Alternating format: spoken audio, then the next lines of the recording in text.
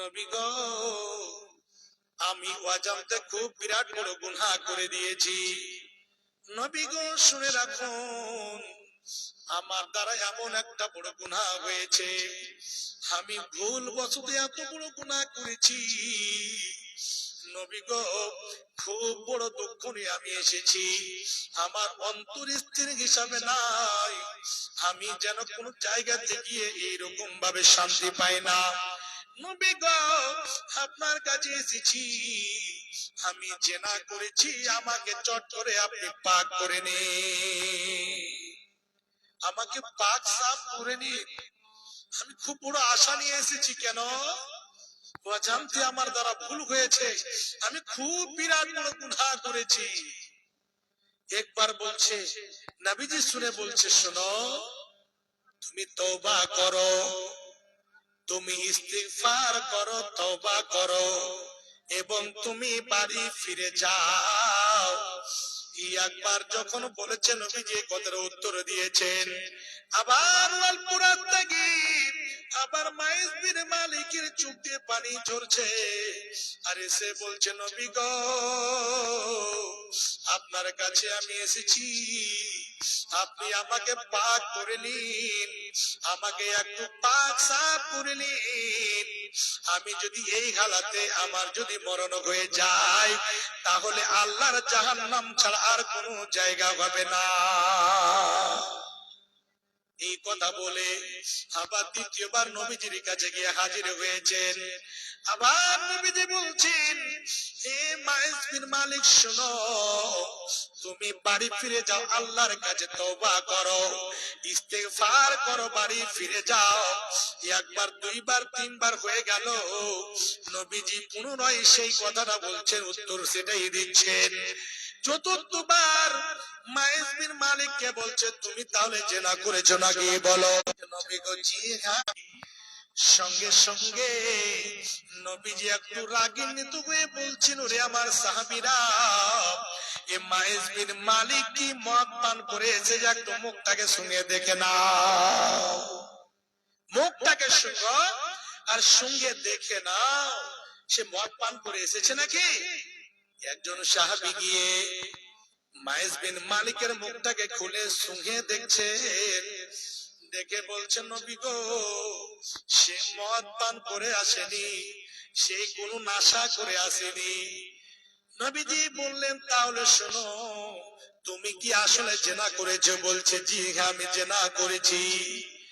নবীজি চট করে সাহাবীদেরকে অর্ডার দিয়ে দিলেন, যাও যাও, একে নিয়ে গিয়ে একটা এইরকম মরুভূমির প্রান্তরে চলে যাও, এইরকম জঙ্গলে চলে যাও, একটা চাটিয়াল ময়দানে চলে যাও, আর গিয়ে তাকে কমর পর্যন্ত পুঁতে দাও, আর পুঁতে দূর থেকে ইট পাথর মেরে মেরে তাকে রজম করে দাও। আমার বাপজান আমার, দেখেন তার জানটা বলে সে পারোয়া করেনি। সে কিন্তু জানতো আমি বিবাহিত অবস্থায় রয়েছি, আমি জেনা করেছি, নবীজি আমার ব্যাপারে ফয়সালা দিবে, আমাকে দুনিয়া ছেড়ে যেতে হবে, আমাকে ইট পাথর মেরে মেরে আমাকে রজম করে দেবে। এই কথাটা সে জানতো, কিন্তু সে পালন করেনি। সে দুনিয়াকে ভাবেনি, আখিরাতকে সে ভেবেছে, জান্নাত জাহান্নামকে সে ভেবেছে। অন্তরে ভয় কতটুকু ছিল দেখুন। নিজে গুনাহ করে বিশ্ব নবীর কাছে গিয়ে হাজির হয়ে নবীজিকে বলছেন, নবী গো, আমি এত বড় পাপ করেছি, এই পাপের কেমন করে সমাধান হবে, এর ফয়সালা কেমন করে হবে, আপনি আমার করে দেন। বাপজান আমার, আমাদের মধ্যে যদি কেউ এরকম গুনাহ করে নাই, তাহলে যদি গ্রামে একটা বিচার বসে, মন্ডল সরকারের সামনে মিথ্যা কথা বলে, জীবনে সত্যি কথা বলতে চাই না, বলতে গিয়ে আমার উপরে ডার জরিমানা হবে, আমার উপরে মার পড়বে। হে বাপজান আমার, শুনে নিন, এই দুনিয়া থেকে বেঁচে যাবেন, মিথ্যা বলে বেঁচে যাবেন, চুরি করে বেঁচে যাবেন, ডাকাতি করে বেঁচে যাবেন, জেনা করে বেঁচে যাবেন, কিন্তু পরকালে আপনার পঙ্কন ভাবে হিসাব হবে, এক বিন্দু পরিমাণ আপনাকে ছাড় দেওয়া হবে না। সেই দিন আল্লাহ রাব্বুল আলামিন কাউরি উপরে জুলুম করবেন না, একেবারে পঙ্কন ভাবে হিসাব নিকাশ করবে। সেই পরকালকে ভাবনা চিন্তা করে, এইরকম ভাবে চিন্তা করে অন্তরের মধ্যে ভয় সৃষ্টি হয়েছে। এইরকম নবীদের কাছে এসে হাজির হয়েছে, নবীজি অর্ডার দিয়ে দিলেন, যাও যাও তাকে কোমর পর্যন্ত মাটিতে পুঁতে দাও। সেই দিকে তার ছেলে মেয়ে আছে, কি আছে, স্ত্রী ছেলে মেয়ে বাড়ির পরিবার আছে, সেই দিকে কোনো ঘুরঘেপ নাই। হে বাপজান আমার, যেটা ইসলামী, যেটা কানুন, যেটা বিধিবিধান রয়েছে, সেটা সেই জায়গাতে লাগু করেছিলেন। সেই মাইজ বিন মালিককে সাহাবায়ে কেরাম নিয়ে যেতে আরম্ভ করলেন। নিয়ে যেতে যেতে সুন্দর করে একটা গর্ত খোদন করে, একটা গর্ত করে তাকে কোমর পর্যন্ত গেড়ে দেওয়া হলো। আর গেড়ে দেওয়ার পরে হে বাপজান আমার, সাহাবায়ে কেরাম দূর থেকে ইট পাথর মেরে মেরে মেরে মেরে তাকে রজম করে দিল। রজম হয়ে গেল। আবার ওখান থেকে উঠিয়ে নিয়ে তাকে এইরকম হিসেবে বাড়ি নিয়ে আসা হলো। নবীজি বললেন, তোমরা তার জানাজার ব্যবস্থা করো। তার সুন্দরভাবে জানাজার ব্যবস্থা হলো, তার সুন্দর করে জানাজা আদায় হলো, তাকে সুন্দর করে দাফন কাফন করা হলো। 2-3 দিন পর বিশ্বনবী সাহাবীদের বলছে, ওরে আমার সাহাবীরা, তোমাদের ভাই মাইজ বিন মালিক দুনিয়া ছেড়ে চলে গিয়েছে, তোমরা সকলে তার জন্য ইস্তেগফার করো, তার জন্য তোমরা সকল মিলে আল্লাহর কাছে দোয়া করো। এই কথাটি যখন বলেছেন, কোন সাহাবী বিশ্বনবীর দরবারে চট করে প্রশ্ন তুলে দিয়েছেন, বলছেন, নবী গো, আপনি মাইজ বিন মালিকের ব্যাপারে আমাদেরকে বলছেন ইস্তেগফার করো।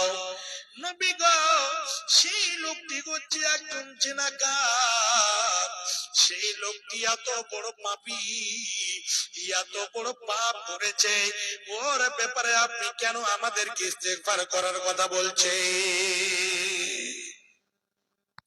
নবীজি উত্তর দিচ্ছেন, শুনো।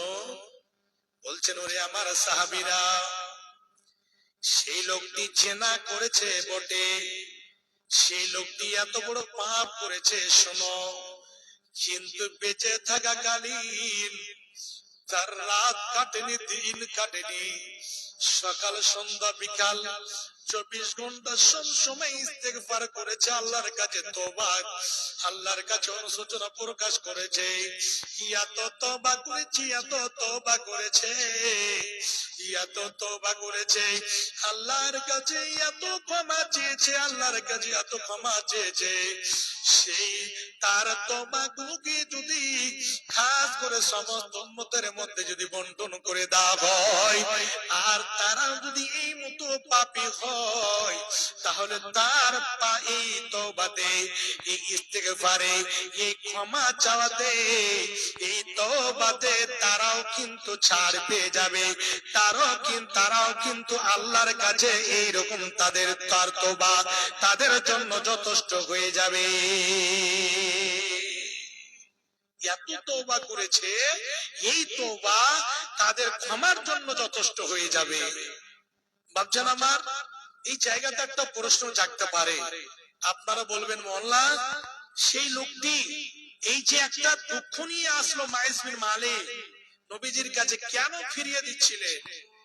সেই ব্যাপারে সে ব্যাখ্যাটা লিখছেন, সে হাদিসের ব্যাখ্যাটা লিখছেন উলামায়ে কেরাম, মুহাদ্দিসিনে কেরাম কি বলছেন, কেন নবীজি এই জন্য ঘুরিয়ে দিতে চাচ্ছিলেন যে কি করেছে না করেছে এর ব্যাপারে আমি শুনতে চাই না, নবীজি শুনতে চাচ্ছিলেন না। আর আমরা এক অপরের সমালোচনা শুনতে চাই, গীবত শুনতে চাই। কেউ যদি, আরে জানিস, আরে অমুক লোকটা খুব মুসল্লি করছিল, আর ওর স্ত্রী কি হয়েছে জানিস তো, 2-4 জন কি হয়েছে, বলে অমুকের এই যে লোকটা কোন মুসল্লিগিরি করছিল ওর স্ত্রী এরকম, তো কি কি হয়েছে খুলে কহ তো। জুত করে ওকে কি বলবে, চায়ের দোকানে জানেন একটু স্পেশাল চা বানা হ্যাঁ আগে চাটা দে, মানে চা খাবে আর খুব সুন্দর ভাবে এনার্জি ফুল এনার্জি নিয়ে গল্পটা করবে আর এই মোটা ভজন শুনবে। তো শুনে কতটুকু লাভ হলো মুলি সাহেব? লাভ হয়নি, খুব মিষ্টি লেগেছে, মনটা জুড়িয়ে গেছে, ওটা আমার দুশ্মন ছিল যে, তো শুনতে মজা লেগেছে খুব।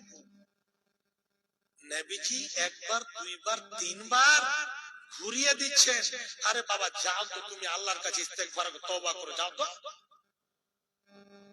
চতুর্থবার এসে যখন বললেন, তখন কি বললেন, তুমি তাহলে জেনা করেছো? জি। আচ্ছা আচ্ছা ঠিক আছে, তাহলে যাও রজম করে দাও। যেই মালকিনের সাথে জেনা হয়েছিল তার স্বামীটার নাম হচ্ছে হুজ্জাল। ওর সঙ্গে কিছুদিন পরে নবীজির সাক্ষাৎ। নবীজি বলছে হুজ্জাল, আরে কখন জানতে নবীজি পারলেন? তারপরে পরে যে মেয়েটির সাথে জেনা হয়েছিল ওই জেনার বাচ্চা যার সন্তান পেটে নিয়ে ওই মেয়েটিও আবার বিশ্বনবীর দরবারে হাজির হয়েছে। মা বোন আমার শুনে রাখুন, আল্লাহর ভয় কাকে বলে? আল্লাহু আকবার। সে মেয়েটি গিয়ে নবীজিকে বলছেন একই কথা, নবী গো এই যে দেখেন যার সন্তান পেটে, আমার দ্বারা ভুল হয়েছে, আমি জেনা করেছি, আমাকে একটু পাক পবিত্র করে নেন। নবীজি ওটাই কথা বলছেন, যাও তওবা করো, ইস্তেগফার করো, বাড়ি যাও। একবার দুইবার তিনবার চারবার হয়ে গেল, ফিরে যাচ্ছে আবার আসছে, ফিরে যাচ্ছে আবার আসছে।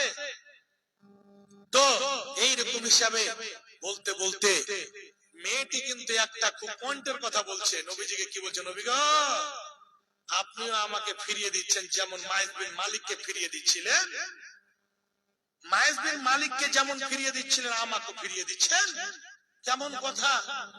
জি, এই যে দেখেন পেটে আমার যার সন্তান, জিনা করে আমার পেটে বাচ্চা হয়েছে, সন্তান নিয়ে এসেছি, খুব বড় দুঃখ নিয়ে এই হালতে যদি আমি মারা যাই, আমার যদি মৃত্যু হয়ে যায়, তাহলে আল্লাহর জাহান্নাম ছাড়া আর কোন জায়গা আমার থাকবে না, এই বড় আশা নিয়ে আপনার কাছে আমি এসেছি। যখনই নবীজি বললেন না, সে মেয়েটি বলল যে আমি জেনা করেছি, নবীজি কি বললেন, পেটে তোমার বাচ্চা আছে? জি। তাহলে তোমার উপরে হদ কায়েম হবে না। তাহলে এখানে একটা মাসলা জেনে থাকেন, এখনো যদি কোন এইরকম গ্রামগঞ্জে অহরহ হচ্ছে জেনাকার জেনাকারিনী ধরা পড়ছে, তো যদি যারও সন্তান পেটে থাকে, যদি গর্ভবতী থাকে, তাহলে ওই হাবলাটার উপরে সাজা হবে, কিন্তু মেয়েটার উপরে সাজা হবে না। কেন? ভুল মেয়েটা করেছে, পেটের বাচ্চাটা ভুল করেনি। যখন ওড়া পড়তে লাগবে তখন যদি হতে পারে অযথ মার পড়বে, আর মারটা পড়তে গেলে হতে পারে ও জায়গাতে লেগে গেলে ছেলেটা খালাস হয়ে যেতে পারে, ছেলেটা মরে যেতে পারে। ওই ছেলেটা তো ভুল করেনি, ভুল করেছে তার মা। ওই মেয়েটি ভুল করেছে, তার জন্য ওই গর্ভবতী অবস্থায় বাচ্চা থাকাকালীন অবস্থায় ওই মেয়ের উপরে, কোন মেয়ের উপরে এরকম সাজা মার এরকম দৌড়া চলবে না। নবীজি বললেন কি করো, তুমি অপেক্ষা করো। কতদিন অপেক্ষা করব? বলছে শোনো, যতদিন তোমার পেট থেকে বাচ্চাটা খালাস না হয়ে যাবে, যতদিন খালাস না হবে, ততদিন আমি তোমার উপরে হদ কায়েম আমি করতে পারবো না। আমি তোমার উপরে এইরকম ভাবে গোড়া বর্ষাতে পারবো না, করতে পারবো না। যেরকম শাস্তি তোমার উপরে লাহিক হবে, তোমার উপরে এইরকম শাস্তি যে আমি দেব, তোমার উপরে শাস্তি যে আমি কায়েম করব, এই মতো অবস্থায় তোমার উপরে শাস্তি আমি দিতে পারবো না। যাও যাও, যতদিন বাচ্চা খালাস না হবে ততদিন তুমি আমার কাছে আসিও না। সেই মেয়েটি নবীজির কাছ থেকে এক পা দুই পা করে আগে হাঁটছে, তো দুই পা পিছনে হাঁটছে, পিছনে চলছে আর কান্না করছে। সব সময় ফুটা ফুটা পানি চলছে আর বলছে আল্লাহ এইরকম অজান্তে আমার দ্বারা খুব বিরাট বড় ভুল হয়েছে, আমি গুনাহ করে দিয়েছি। আর এই অবস্থায় যদি আমি মারা যাই, এই জারুন সন্তান যদি আমার পেটে থাকে, এই অবস্থায় যদি আমি দুনিয়া ছেড়ে চলে যাই, তাহলে আমার জাহান্নাম ছাড়া কোনো জায়গা হবে না। আমি জীবনে জান্নাতের আমি আশাবাদী হতে পারবো না, আমি জান্নাতি মেয়ে হতে পারবো না। এই আশা নিয়ে, এই কথা নিয়ে সব সময় মনের মধ্যে ধারণা, কখন আমার বাচ্চাটা প্রসব হবে, কখন বাচ্চা আমার খালাস হবে, এই নিয়ে আল্লাহর কাছে তওবা করতে আছে। সকাল বিকাল 24 ঘন্টা সব সময় আল্লাহর কাছে ইস্তেগফার করতে আছে, আল্লাহর কাছে ক্ষমা চাইতে আছে। এরকম করতে করতে রাত্রির কাটতে কাটতে কাটতে কাটতে কাটতে কাটতে কিছুদিন পরে যখন বাচ্চাটা খালাস হয়েছে, ওই বাচ্চাটাকে একটা সাদা কাপড়ে সুন্দর করে গুটিয়ে নিয়ে বিশ্ব নবী নবী মুহাম্মদুর রাসূলুল্লাহ সাল্লাল্লাহু আলাইহি ওয়াসাল্লামের দরবারে হাজির করে দিয়েছেন। বলছে, নবী গো, এই যে দেখুন, যে আমার পেটে যার সন্তান ছিল, ওই ছেলেটি এইরকম ভাবে জন্ম মুষ্টি করেছে, এই জন্ম নিয়েছে। এই ছেলেটিকে দেখুন, এই যে দেখুন, আমি আপনার দরবারে আমি হাজির হয়েছি। আপনি বলেছিলেন জন্ম হওয়ার পরে আসবে। নবীজি বলছেন, শোনো, এই ছেলেটিকে দুধ পান করার মতো এইরকম কাউরি আমি ব্যবস্থা পাচ্ছি না, এইরকম কাউকে খুঁজে পাচ্ছি না যে ছেলেটিকে কেউ মানুষ করবে বা দুধ পান করাবে। না না, হে মেয়ে, তুমি শোনো, তুমি বাড়ি ফিরে যাও, এই বাচ্চাটিকে তুমি দুধ পান করাও। যতদিন পর্যন্ত দুধ পান করবে, যতদিন সে দুধ না ছাড়বে, খাদ্য খেতে না শিখে নেবে, ততদিন পর্যন্ত আমি তোমার উপরে হদ কায়েম করব না। ভাবছেন আমার মা জননী, সে এমন হয়ে কান্না করতে করতে সে বাচ্চাটিকে কোলে করে আবার বাড়ি ফিরে আসছে, দুধ পান করাচ্ছে। আবার সব সময় টকটকে লেগে আছে, হায় রে, আমি একজন গুনাহগার, আমি একজন কলঙ্কিনী মেয়ে, আমি একজন খাস করে খুব বড় পাপী মেয়ে। হায় রে, আমার তো বাচ্চা খালাস হয়েছে, কিন্তু আমি এখনো পাক পবিত্র হইনি। আমার যদি এখনই মত হয়ে যায়, মালাকুল মত চলে আসে, তাহলে আমার দশা কি হবে? সব সময় আল্লাহর কাছে তওবা করছে, আল্লাহর কাছে ক্ষমা চাইছে। এইরকম করতে করতে করতে করতে যখন বাচ্চাটা খাওয়া শিখে নিয়েছে, দুধ ছেড়ে দিয়েছে, হাদিসের মধ্যে এসেছে, নবীজি বলেন, সেই মেয়েটি সেই ছেলেটার হাতে একটা রুটির টুকরো দিয়ে, একখানা রুটির টুকরো হাতে ধরিয়ে দিয়ে, সেই ছেলেটি রুটির টুকরোটা মুখ দিয়ে খেতে আছে, চাটতে আছে, দাঁত দিয়ে ছোট ছোট করে কাটতে আছে। এইরকম ভাবে খাওয়াতে খাওয়াতে খাওয়াতে খাওয়াতে নবীজির দরবারে হাজির হয়েছে। বলছে, নবী গো, আপনি বলেছিলেন কিছু খেতে শিখবে তখন তুমি নিয়ে আসবে, এই জন্য দেখুন এটার দলিল হলো, প্রমাণ করছে, দেখুন ছেলেটি রুটি খেতে লেগেছে, খাদ্য খেতে শিখে নিয়েছে, এখন আমার দুধ ছেড়ে দিয়েছে। নবী গো, তাড়াতাড়ি করে আপনি আমাকে এখন পাক পবিত্র করে নিন। ভাবছেন আমার নবীজি কি করলেন?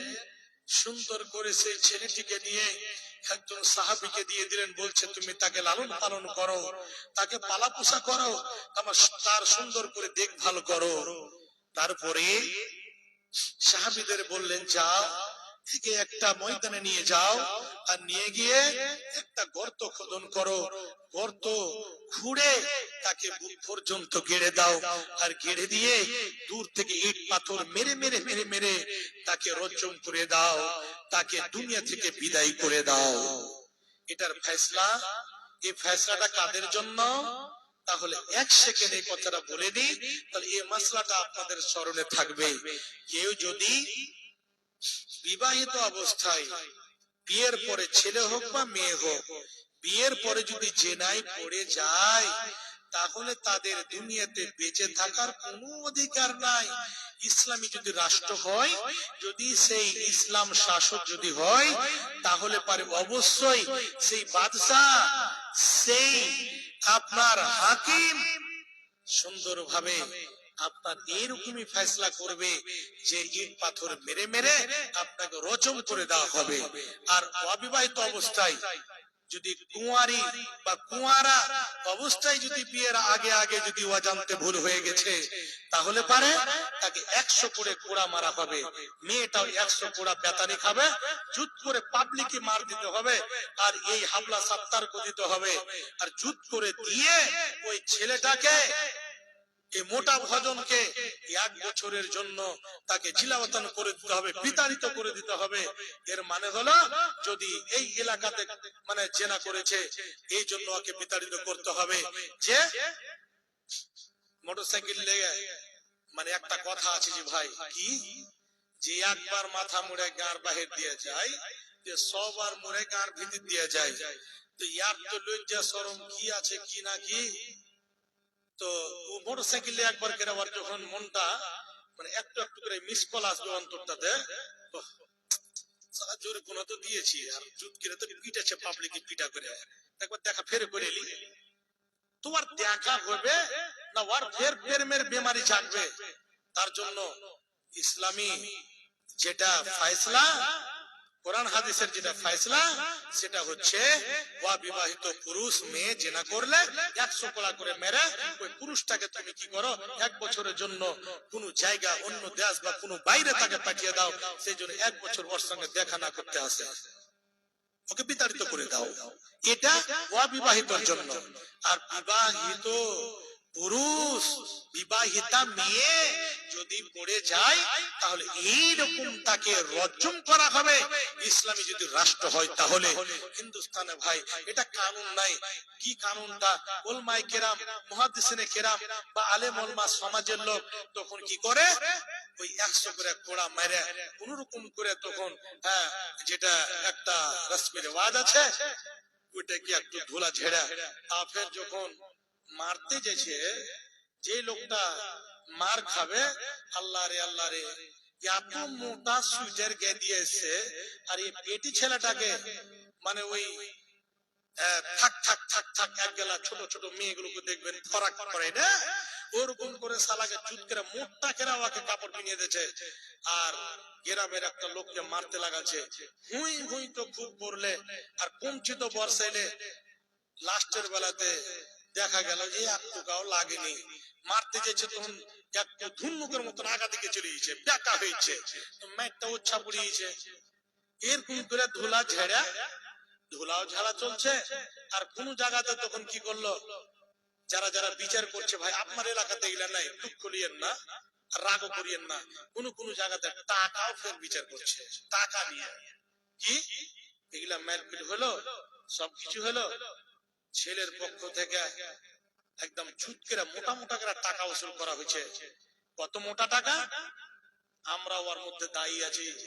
কোন কোন সমাজে ফতোয়া দিই মানুষ দেখে, এটা হ্যাঁ লোকটা খুব বড় পয়সাওয়ালা, কোন করে ফতোয়া দিব, হ্যাঁ যদি উল্টা হয় তাহলে তো হাকে উল্টা দাও দিয়ে কোপাইবে, তখন এটা চলবে। আল্লাহ আস্তাগফিরুল্লাহ, কি ফতোয়া দিলি রে। তো এরকম সমাজে চলছে, এর জন্য আপনার দায়ী নয়, আমি দায়ী। আমার মতো কিছু কিছু আরো আছে দুনিয়ার বুকে, যে আল্লাহু আকবার, টাকার দিকে করে দেন না 50,000 টাকা জরিমানা ছেলের বাপটাকে।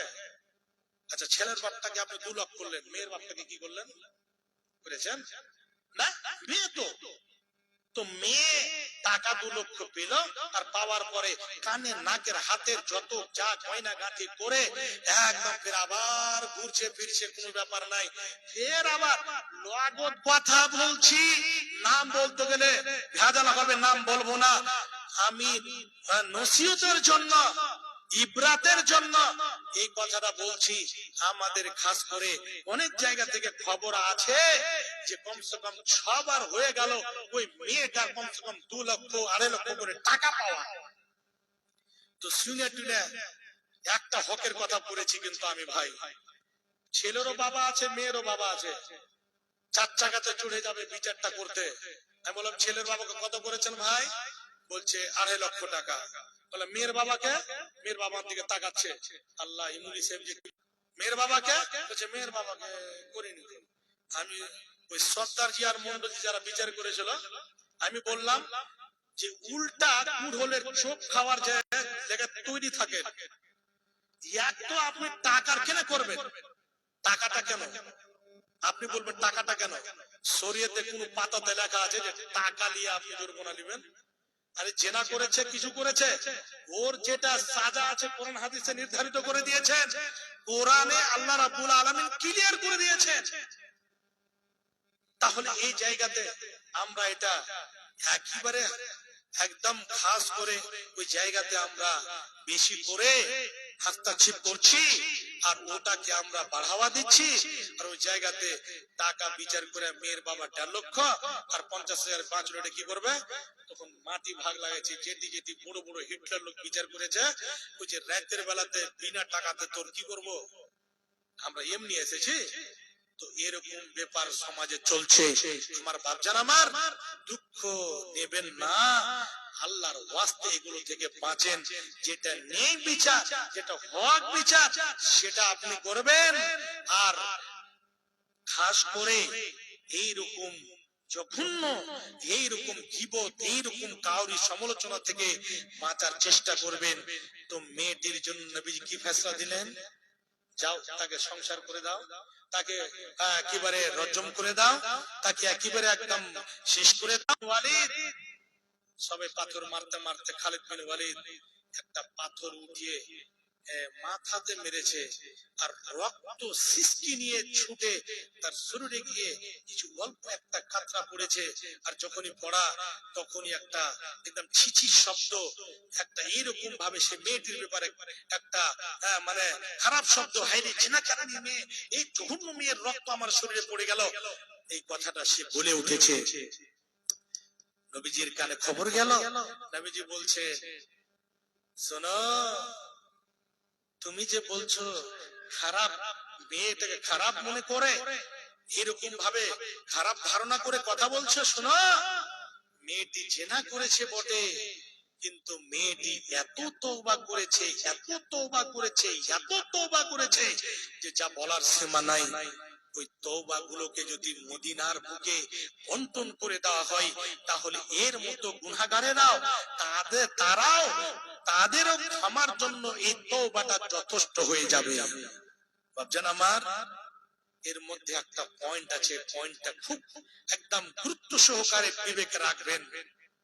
ছেলে মেয়ে দুজনের ফয়সালা হলো, দুইজনকে রজম করে দেওয়া হলো। তো ওই যে নামটা বলেছিলাম হুজ্জাল, হুজ্জালের সঙ্গে নবীজির সাক্ষাৎ। নবীজি তখন হুজ্জালকে বলছে, হুজ্জাল তোমাকে একটা কথা বলছি, ঠিক আছে গুনাহ করেছে, তোমার যখন কানে চলে গেল, তুমি এই কথাটাকে সুন্দর করে লুকিয়ে দাবিয়ে তুমি কেন রাখোনি? এর মানে হলো তওবা যত ওই ছেলে মেয়ে দুইজন, মাইস বিন মালিক আর এই মেয়েটি যার সঙ্গে মাইস বিন মালিক জেনা করেছিল, দুইজনের তওবা আল্লাহ কবুল করেছিলেন। আর নবীজি ওদের সমালোচনা কখনো রাজি ছিলেন না, ওই জন্য বলছিলেন যে যাও যাও তোমরা তওবা করে ইস্তেগফার করো। তো হুজ্জাল তুমি যদি এই জিনিসটাকে দাবিয়ে রাখতে, তাহলে পারে এইরকম তাদের অবস্থা হতো না। আর তাদের ব্যাপারে তাদের সমালোচনা, তাদের কথা আমরাও শুনতে পেতাম না, আমরা ওখান থেকে বেঁচে থাকতাম। তাহলে এখান থেকে কি প্রমাণ হচ্ছে? কি হাজি, কি মাওলানা, কি আম পাবলিক সব সময় একদম এক অপরের আমরা গীবতে পড়ে আছি। এর জন্য আগে আমি দায়ী হয়ে গেছি, আমি পড়ে আছি এক অপরের হাসাদ, এক অপরের হিংসা, এক অপরের ওপরে হাসাদ। এইরকম ভাবে কেমন করে সে মিটে যাবে, কেমন করে সেই লোকটা বরবাদ হয়ে যাবে, এই লোকটা ধনী হয়ে গেল, অল্প দিনে সেই লোকটা বেড়ে গেল, এই লোকটা কেমন করে বিদায় করা যাবে, এই মুলবি সাহেব কেমন করে বেড়ে গেল, এইরকম হিংসা হাসাদ নিয়ে সব সময় এরকম করে আছি আমরা। বাপজান আমার, মা জননী, এগুলো জায়গা থেকে আপনাদেরকে বাঁচতে হবে। আমি বেশি লম্বা সময় নেব না, শেষের বেলায় আপনাদেরকে একটা ছোট্ট করে কথা বলে আপনাদের কাছে মেন কাজের জন্য আমি যাব। মোটে 5 মিনিট আমি আপনাদের কাছে থাকবো। কেন? সময়টাও সাথ দিচ্ছে না। কেন? ঘড়ির কাঁটা একদম চলতে আছে, কখনো 12টাতে ঢুকে যাবে, আর পিছন দিকে ইশারা হয়ে গেছে। আর পটবিস পড়া দেখা আল্লাহ তাকবুল ইশারা, হ্যাঁ, আকলমানকে ইশারাতে যথেষ্ট। আমি বুঝতে পারি, বুঝতে পেরেছি, আমাকে একটু চাইতে যেতে হবে, হাত বাড়াইতে হবে। তো আমি যাচ্ছি ভাই। তবে একটা কথা আপনাদের কাছে আমি বলি, বাপজান আমার, ভাই আমার, আপনি ধনী হতে আপনাকে সময় লাগবে না, একদম অল্প সময়ে ধনী হয়ে যাবেন। কি করতে হবে? কোনটা ওষুধ খেতে হবে, কোনটা কাজ করতে হবে, তাহলে আপনাকে মোটা মোটা করে আপনার জন্য 3টা কথা বলবো। নাম্বার 1, কোন সময় আপনি হিংসা হাসাদ করবেন না।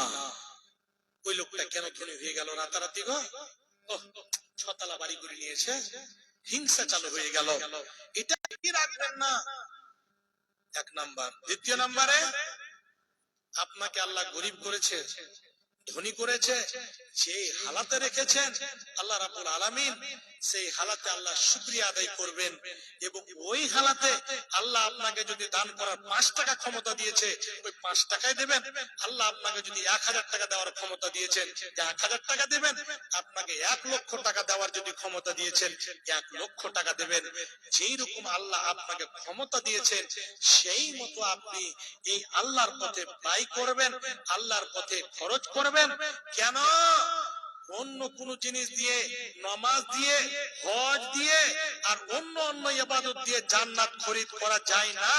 তবে একটা জিনিস দিয়ে জান্নাত খরিদ করা যায়।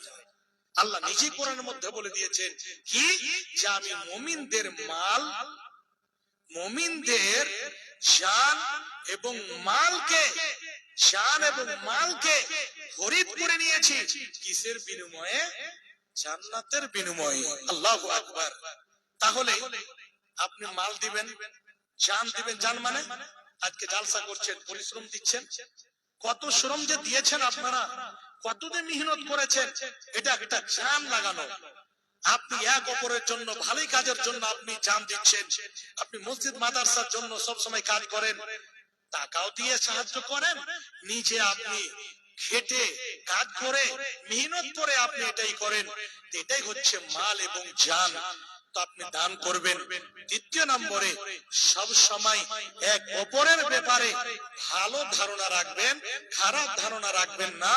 এই 3টা কথা, 3টা গুণ যদি আপনাদের আমাদের মধ্যে যদি থাকে, অবশ্যই আল্লাহ রাব্বুল আলামিন অল্প সময়ের মধ্যে আমাদেরকে আল্লাহ ধনী করে দেবেন।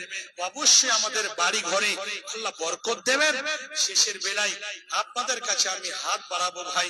আমি গুনাহগার হতে গেল, আমি পাপী হতে গেল, আমি একজন মুসাফির, আমি সুদূর কিষানগঞ্জ থেকে আমি এসেছি আপনাদের কাছে মৃত্যু মায়ের জন্য, মৃত্যু বাবার জন্য, মৃত্যু ভাই বোনদের জন্য, মৃত্যু আত্মীয় স্বজনের জন্য।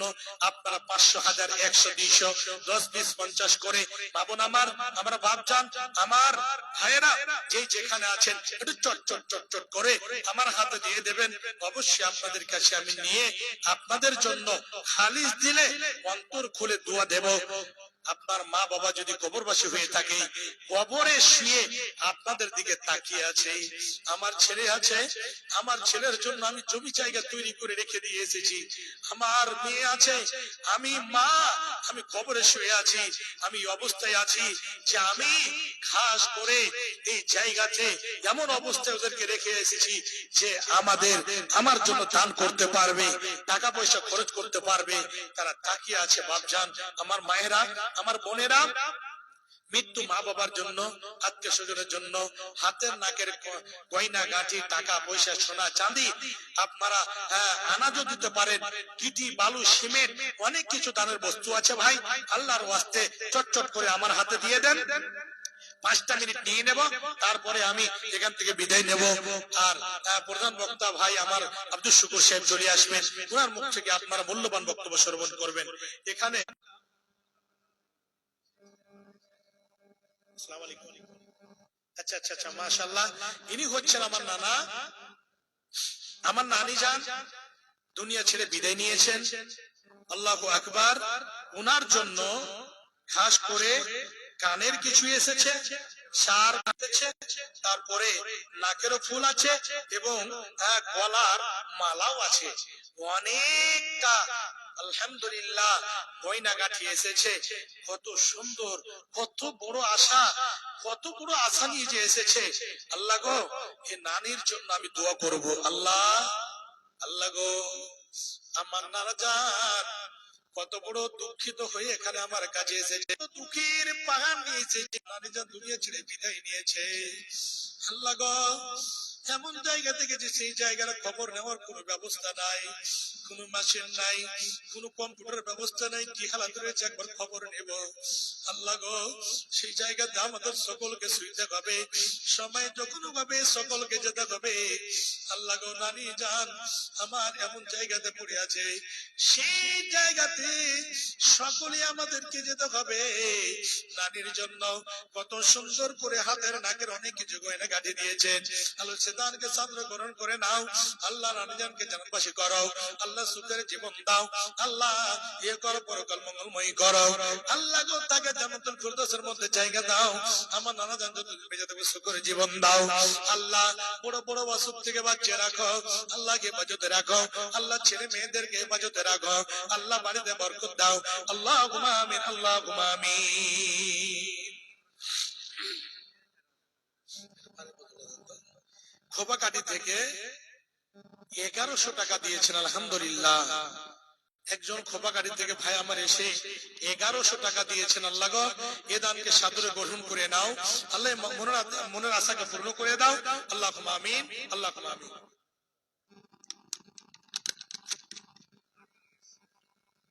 আলহামদুলিল্লাহ।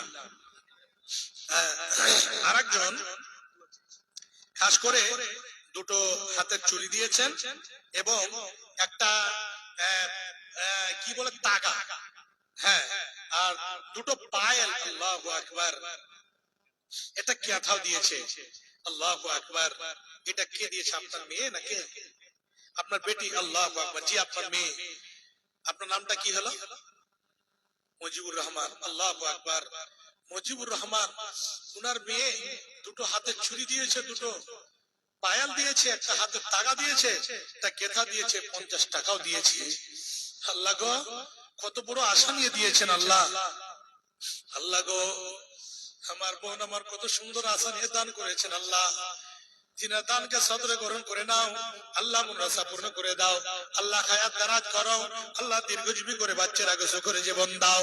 আল্লাহ গো, তার মধ্যে একজন আমার ছোট ভাই ওয়াহিদুর রহমান সাহেব বাবার জন্য, দাদার জন্য, দাদির জন্য অনেকে আত্মীয় স্বজন খবরে শুয়ে আছে। আল্লাহ তাদের জন্য 200 টাকা দিয়েছেন। আর একজন আমার বড় ভাই শাহজাহান সাহেব, উনি 500 টাকা দিয়েছেন। আরো তার আগে আমার দাদির জন্য একজন ভাই আমার আব্দুল শুকুর 100 টাকা দিয়েছেন। আল্লাহ সকল দানকে সাদরে গ্রহণ করে নাও। আল্লাহুম্মা আমিন, আল্লাহুম্মা আমিন। কেটা? হারুন রশিদ। বাবা দাদা দাদি সবাই মারা গেছে, তাদের জন্য 500 টাকা দিয়েছেন। এটা আপনি দিলেন ভাই, আপনি একটু আসেন। বেশি চাপাচাপি করতে পারবো না ভাই, এটা আল্লাহর ঘর। মান বানা লিল্লাহি মাসজিদান বানাল্লাহু লাহু বাইতান ফিল জান্নাহ। আল্লাহর ঘর নির্মাণ করতে গেলে তার বিনিময় কি হবে? আল্লাহ রাব্বুল আলামিন তার জন্য জান্নাতের মধ্যে একটা স্পেশাল হিসাবে বালাখানা, একটা জান্নাতের মধ্যে ঘর তৈরি করে দেবেন। তো কত বড় অফার! তো একটু কিছু বাড়া যাবে না? আর 500 হারুন রশিদ সাহেব আর 500 টাকা দিয়ে দিবেন পরবর্তীতে। আলহামদুলিল্লাহ। আব্বার নাম হচ্ছে শাহজাহান। 500 টাকা বাকি লিখে দেন, আর 500 টাকা নগদ। আল্লাহ 1000 টাকা দিয়েছেন। আল্লাহ সে দানকে সাদরে গ্রহণ করে নাও। আল্লাহুম্মা আমিন। মনের আশাকে পূর্ণ করো। আল্লাহ জান্নাতবাসী করো। কেউ যদি অসুখ থাকে, আল্লাহ তুমি তাকে সুস্থতা দান করো। আল্লাহ তাকে সিফায়ে কামলা আজলা দান করো। আল্লাহুম্মা আমিন, আল্লাহুম্মা আমিন। জি, পরিবার অসুস্থ আছে? আল্লাহু আকবার। আপনার নামটা কি হলো ভাই? আব্দুল কুদ্দুস ভাই আমার এসে 500 টাকা দিয়েছেন, পরিবারের জন্য দুয়ার দরখাস্ত করেছেন, পরিবার অসুস্থ হয়ে আছে। আল্লাহ, আব্দুল কুদ্দুস সাহেব, তোমার বান্দা এসেছে তোমার ঘর নির্মাণ করার জন্য, 500 টাকা দিয়েছেন শুনলাম, পুরো পরিবার অসুস্থ হয়ে আছে। আল্লাহ, আল্লাহ তুমি ডাক্তারের ডাক্তার, সার্জেনের সার্জেন, আল্লাহ গো তুমি তার মনের উদ্দেশ্য পূর্ণ করে দাও। আল্লাহ যারা অসুস্থ হয়ে আছে তাদেরকে সেফায়ে কামলা আজর দান করো। আল্লাহ তাদেরকে সুখের জীবন দাও। আল্লাহ গো খাস করে ভাই যত বেঁচে থাকবে তার রুজিতে বরকত দাও। আল্লাহ ব্যবসা বাণিজ্যে বরকত দাও। আত্মীয় স্বজনকে যদি কবরবাসী হয়ে থাকে দানের বিনিময় তাদের কবরকে গোলবাগা ফুলবাগা করে দাও, তাদের কবর করে মাগফিরাত করে দাও। আল্লাহুম্মা আমিন, আল্লাহুম্মা আমিন। বেনামিতে বান্দা তোমার এখানে ছিল, এসে আল্লাহ তোর রেগে একে সদ দিল, মসজিদ বানাবো বলে দান করে গেল, ছিল কেনা ছিল তারা দানে বোঝা গেল, মিটাইয়া দাও খোদা জীবনের ভুল, বড় আশা করে আল্লাহ দিয়ে গেল দান, উদ্দেশ্য পূরণ করো তুমি রহমান। আল্লাহুম্মা আমিন, আল্লাহুম্মা আমিন। মাজরুনি আমার, আপনাদের কাছে চাদর যাবে, আপনারা চাদরে সুন্দর সুন্দর করে বেশি বেশি করে মৃত্যু মা বাবার জন্য, স্বামীর জন্য, স্বামী হারা, বাবা হারা, মা হারা, ছেলে হারা, মেয়ে হারা অনেক মা বোন আমার এখানে বসে আছেন, অবশ্যই আপনারা সুন্দর ভাবে একটু দান দিয়ে যাবেন মা, এ আল্লাহর ঘরের জন্য। এবং বাপজান, আমার আব্বাজান, আপনারা যে বসে আছেন আল্লাহর ওয়াস্তে আপনারা পরকালের কিছু পাথর জোগাড় করলেন, কিছু পুঁজি জোগাড় করলেন, এই যে আপনারা 100, 200, 500, 1000, 2000 যে দেবেন পরকালের জন্য, এটা পরকালের ব্যাংক ব্যালেন্স আপনার হয়ে যাবে, পরকালে আপনার কবরে কাজে আসবে। একটু আসুন আমার ভাই, আমার বাপজান, আমার নানুজান, আমার কাকুজান, একটু আসুন, চটচট করে আসুন, চটচট করে একটু দিয়ে দেন। আর সময় আমি লম্বা নেব না, অবশ্যই সময় অনেক হয়ে গেছে। মোরসালিম, তুমি যেখানে থাকো না কেন মাওলানা আব্দুল শাকুর সাহেবকে নিয়ে এসো। মোরসালিম, মাওলানা সাহেবকে নিয়ে এসো। আরেকজন ভাই আমার এসে মাশাআল্লাহ 100 টাকা দিয়েছে। আল্লাহ গো, বেনামিতে বান্দা তোমার এখানে ছিল, এসে আল্লাহ তোর রেগে 100 দিল, বড় আশা করে আল্লাহ দিয়ে গেল দান, উদ্দেশ্য পূরণ করো তুমি রহমান, মিটাও মিটাও আল্লাহ মনের আরমান। আল্লাহুম্মা আমিন, আল্লাহুম্মা আমিন। শুনেন,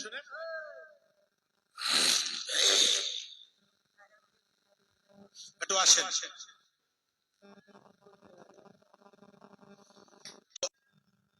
1000 আছে।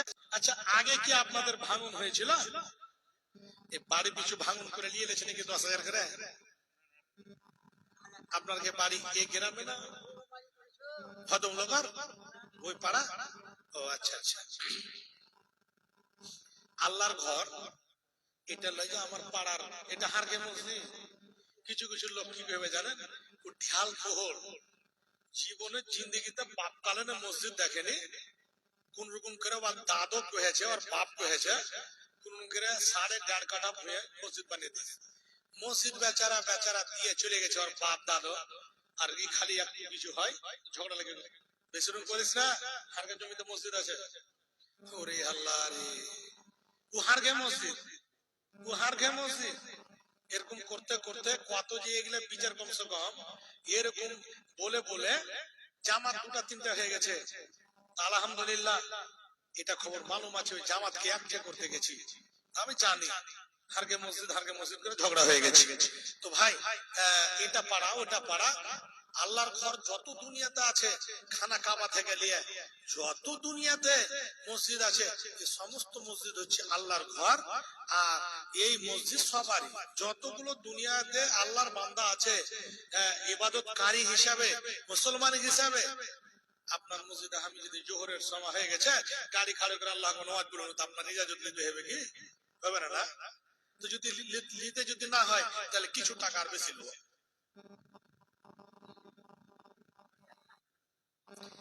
আচ্ছা, এই তেলচান্দা গ্রামে শুনছি যে বিল্ডার বলে খুব বড় বড় ধনী আছে, তো 5,000 টাকার দাতা একটা যে পেনু না, ওই বিল্ডার গেলা কি কোন রকম করে পোকা লেগে গেছে নাকি? আল্লাহ, শোনেন দেখি কটি আছে, একখানে দিবেন, জোড়া দিবেন না? শুনেন শুনেন হুজুর, বাংচা লাগা না, শুনেন শুনেন, বড় ভাই শুনে টাকা নাই বড় ভাইয়ের কাছে না। আচ্ছা থাকলে একটু ভাবির লেগে জিলাপি নিয়ে যাই। জি 100 টাকা দিয়েছে, আর মোটামুটি করে 1200 হয়েছে, তারপরে আর এক ঘন্টা দিয়ে 1300 পড়ছে। আর ইনশাআল্লাহ যদি মোটামুটি করে ভাই আমার ভাবির যদি মহব্বত নিতে চাহে তাহলে পারে আর 200 টাকা দিবে, তো 1400 হলো। আর আমি এমন কিড়ের কিড়ে যে আমি কিছু ছাড়ি না। আরে বাকি তাহলে বাকি 100 টাকা করবো না, বাকি আর 100 করি। আচ্ছা ভুট্টা টুটা ধান টান লাগান না। আল্লাহু আকবার। শুনেন না, ধানে জেনে কি না হয়, পোকা লাগে না লাগে, পাতান না হয়, যেটা বাগরাতে খেয়ে না লাগে। আগে বাগরাতে খাচ্ছিল না, এখন খায় না ভাই। হ্যাঁ তখন খাচ্ছিল আগে যুগে। তো যেটা বিপদ আপদ না নেমে আসে ভুঁয়ে, ওটার একটু এড়ে করে দোয়া করে দেবো, ধান গেলা 50 করে। আল্লাহু আকবার। জোর করে নারা লাগাতে পারবো না, কম করে কয়েছিল, ভুল হয়ে গেছে, ঘুরিয়ে লুনু কথাকে 1 কুইন্টাল নেবো। ও কথা হলো ডাক্তার আপনি এখানে, আমি তো ডাক্তার দূরকার, চেক আপ করবো তাহলে তো বুঝতে পারবো। তো মোহাম্মদ আলম বাবার নাম, হাজি ওরে বাবার, তাহলে উনার বাবা হাজি সাহেব। মানে এমন জায়গা আল্লাহ দেখিয়েছে, এই জায়গা তেনার জীবনে কোন দাজ্জাল ঢুকতে পারবে, জীবনে পারবে না, ওই জায়গা দেখাচ্ছে। আবু জালের স্ত্রী, আল্লাহু আকবার আল্লাহু আকবার আল্লাহু আকবার, ওইটা চীনের চিনহার লাগছে, আর মনে মনে হাকে লাগছে যে ওইটা হারকে কাকিমা হবে রিস্তাতে না, কি যে কে যে রিস্তাতে হবে, কিন্তু হবে মানে আইলটাল সোজা করতে গেলে কিছু লেগে যাবে, যা বুঝতে পারা যাচ্ছে। তো খুবই সুন্দর দান করেছেন। তো 500 টাকা নিজের জন্য, মা বাবা আত্মীয় স্বজন শ্বশুর শাড়ি দাদা দাদি, হ্যাঁ মানে নিজেরও খানদান খেলিয়েছে আর নিজের স্বামীরও খানদান খেলেছে, হ্যাঁ উভয়ের জন্য 1000 টাকা দিয়েছেন। আর দানকে সদরে গ্রহণ করে নাও। ভালো আগে দিয়েছেন, এখন 500 টাকা দিলেন, আর কিছু হবে না। আরে বাবা দুনিয়াতে কি আছে। মাসরিফুল ইসলাম, গাছপাড়া বাড়ি, 305 বাঁধ রোড, এতটি আরো আছে বলে নাম। হ্যাঁ আপনার নামটা কি? সাকির হোসেন।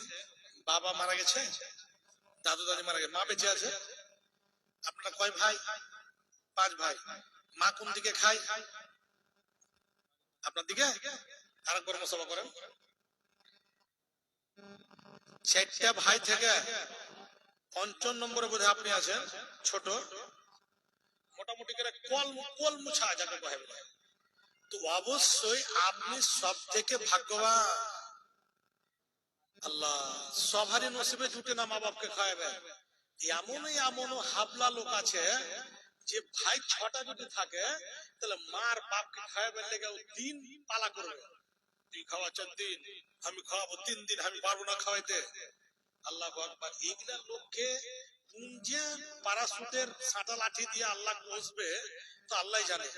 তো এ বড় ভাইয়ের কথা শুনে খুবই খুশি হইল যে নিজের মাকে, বাবা তো মারা গেছে, বাবার হয়তো খিদমত করার সুযোগ পেয়েছে কি পাইনি, কিন্তু মায়ের খিদমত করার সুযোগ পেয়েছে। বড় ভাই যতদিন মা বাঁচবে, বিয়ে শাদী হয়েছে হয়নি, তো বহুও করতে হবে, দেখে একটু মুরিদ মুখী থেকে করতে হবে, তো মাকে এসে চালু করবে, তখন এসে পাটা মারতে চালু করবে, মরবারটা মরা, তোর মান লেগে ভাত আনতে পারবো না আমি, হাত পড়িয়া একটা গিয়াস দিয়েছে হার বাপ, তোর আর হাতটা সিঝাতে পারবো, তোর মার আমি সিঝাতে পারবো না। তখন কি করলা, বৃদ্ধ আশ্রমে যা ভর্তি করে এলো। এগুলা বেটাকে পানি না থাকলে বোল্ডার বুকে বেঁধে পানিতে ডুবে দরকার, আর সুদ করে তো পানি মেলাই আছে। তো খুবই ভালো কথা, 5 বোরা সিমেন্ট হয়েছে। এতটি কথা বকনু এমনি 5 বোরা লেওয়ার লেগে না, ছুঁচা মেরা হাত গুনাবো না। কেমন পার্টি আছে বলো না, মোটামুটি ম্যাচকল হয়ে আছে না, ছোট আর বড় লয় ম্যাচকল, কিন্তু হিম্মত আছে ভাই, বুঝতে পারো কিসের ব্যবস্থা করেন নাকি?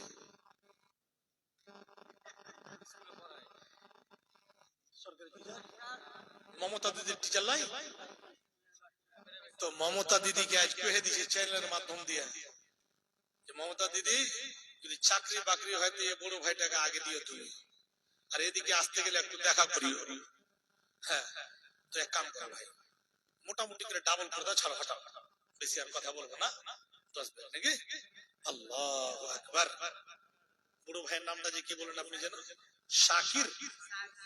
শাকির কবির আর শাকির, তো শাকির ভাই আমার 10 ব্যাগ সিমেন্ট। বাবার নাম আবু সাইদ, বাবা মারা গেছে, মা জীবিত, দোয়ার দরখাস্ত করেছে। আল্লাহ গো, শাকির ভাই আমার এই গভীর রজনীতে আল্লাহ রাত্রে বেলায় বাবা মারা গেছে, মা বেঁচে আছে, 5 ভাইয়ের মধ্যে মায়ের খিদমত করার সুযোগ পেয়েছে। আমার যুবক ভাই এখনো বিয়ে শাদী হয়নি। আল্লাহ 10 ব্যাগ সিমেন্ট দিয়েছে বাবার জন্য, মায়ের জন্য, আত্মীয় স্বজনের জন্য, নানা নানি দাদু দাদি অনেকে হয়তো কবরবাসী হয়ে গেছে। আল্লাহ তাদের দানের, খাস করে দানের বিনিময়ে তাদের কবরকে গুলবাগে গুলবাগে করে দাও। আল্লাহ তাদেরকে জান্নাতবাসী করো। এবং আল্লাহ খাস করে দোয়া করিয়ে বড় ভাইয়ের একটা খুব সুন্দর সুপাত্রীর ব্যবস্থা আল্লাহ তুমি করে দিও, সেই যেন সালেহা, খাস করে এইরকম কারণী আল্লাহ সালেহা যেন একটা স্ত্রী পায়, এবং 5 জাগানা নামাজ যেন আদায়কারিণী হয়, এবং স্বামীর যেন খুব ভক্ত হয়, স্বামীর যেন প্রিয়া হয়, এরকম আল্লাহ তুমি একটা মেয়ের ব্যবস্থা করে দিও। আল্লাহ তুমি বরকত দাও, আল্লাহুম্মা আমিন। 1000 টাকা দিয়েছেন, আলহামদুলিল্লাহ, হায়াকাল্লাহ বারাকাল্লাহ, বেনামিতে। আল্লাহ গো, একজন মা আমার বেনামিতে গ্রহণ করে নাও।